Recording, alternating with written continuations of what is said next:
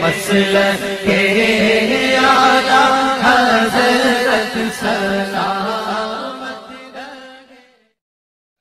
بسم اللہ الرحمن الرحیم، نحمدہ ونصلی ونسلم علی رسولہ الکریم، اما بعد۔ معزز سامعین و ناظرین، رد وہابیہ دیابنہ اسماعیلیہ میں اللہ کے فضل و کرم سے ہماری ویڈیوز کا سلسلہ جاری ہے۔ وہابیہ دیابنہ اسماعیلیہ چونکہ سنیوں کو مشرک بدعتی گستاخ ثابت کرنے پہ تلے ہوئے ہیں، حقیقت میں یہی وہابیہ دیابنہ اسماعیلیہ خود اپنی عبارات اور اپنی ہی اصولوں کے تحت بہت بڑے گستاخ ہیں۔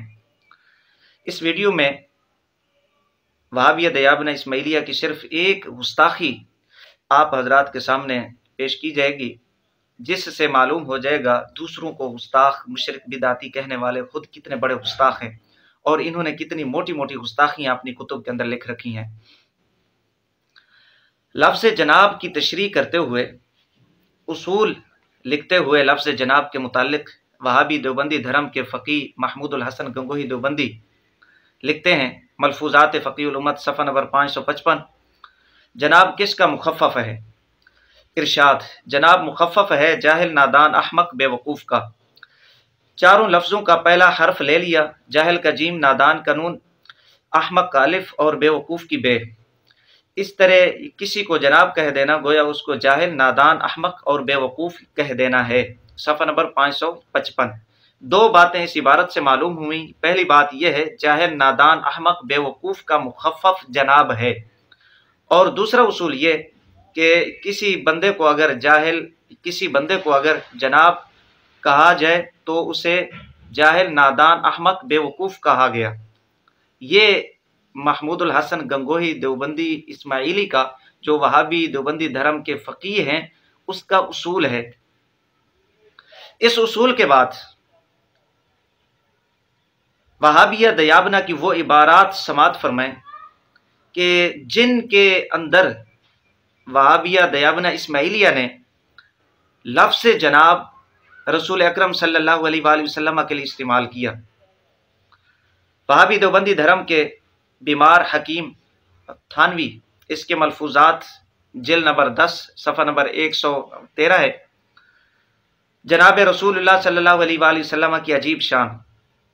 یہاں رسول اکرم صلی اللہ علیہ وآلہ وسلم کے متعلق جناب کا لفظ استعمال کیا گیا۔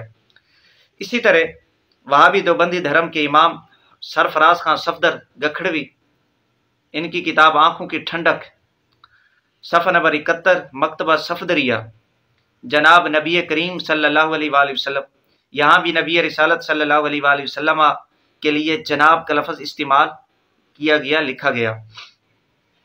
اسی طرح وہابی دیوبندی دھرم کی معتبر مستند کتاب 616 اکابرین وہابیہ دیابنہ اسماعیلیہ کی مصدقہ کتاب ہے، قہر آسمانی، صفحہ نمبر 85، جناب خاتم الانبیاء محمد الرسول اللہ صلی اللہ علیہ وآلہ وسلم، یہاں نبی رسالت صلی اللہ علیہ وآلہ وسلم کے متعلق جناب کا لفظ استعمال کیا گیا، لکھا گیا۔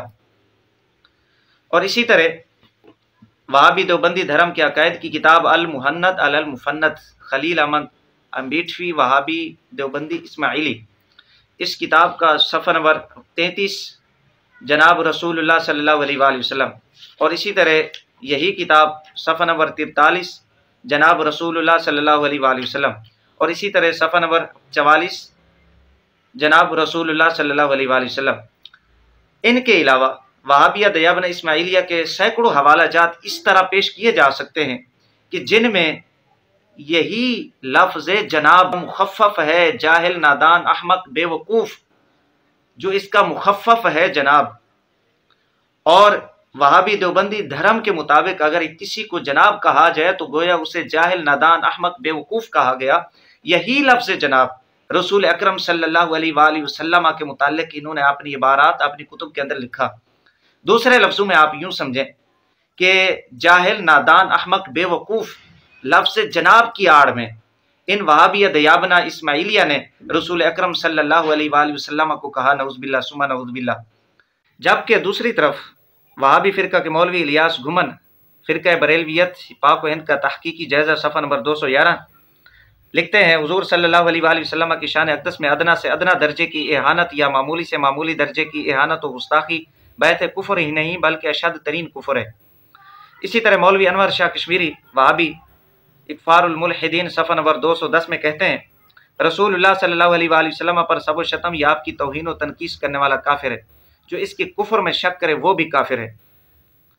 ہم اگر اس اصول کو دیکھیں کہ لفظ جناب 4 لفظوں کا مخفف ہے، جاہل، نادان، احمق، بے وقوف، اور پھر یہ بھی وہابیہ کا ہی اصول ہے کہ جو کسی کو جناب کہے تو گویا اسے جاہل، نادان، احمق، بے وقوف کہہ رہا ہے۔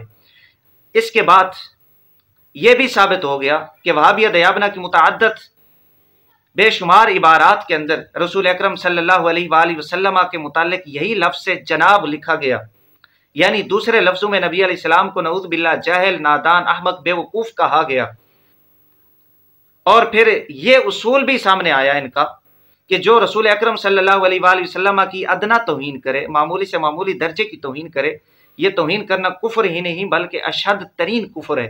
اسی طرح انور شاہ کہتا ہے جو نبی رسالت صلی اللہ علیہ وآلہ وسلم کو سب و شتم کرے یا آپ کی توہین و تنقیص کرے وہ کافر ہے، جو اس کے کفر میں شک کرے وہ بھی کافر ہے۔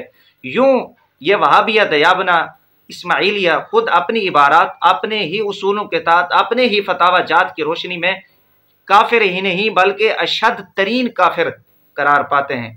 ہمیں اس پر مزید کوئی بات یہ تبصرہ کرنے کی ضرورت نہیں ہے۔